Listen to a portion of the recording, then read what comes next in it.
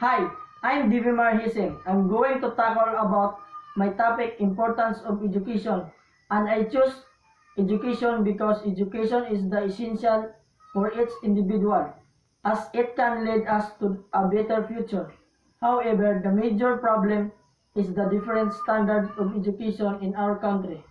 It helps us to interpret things rightly and apply it in real life. As we all know, education is the key to success. It gives us knowledge of the world around us, while opening door to brilliant career and opportunities. Education is the best way to reach career success is to map out a strategy and set goals. People nowadays focus more on the quality of the jobs because usually educated people earn higher salaries.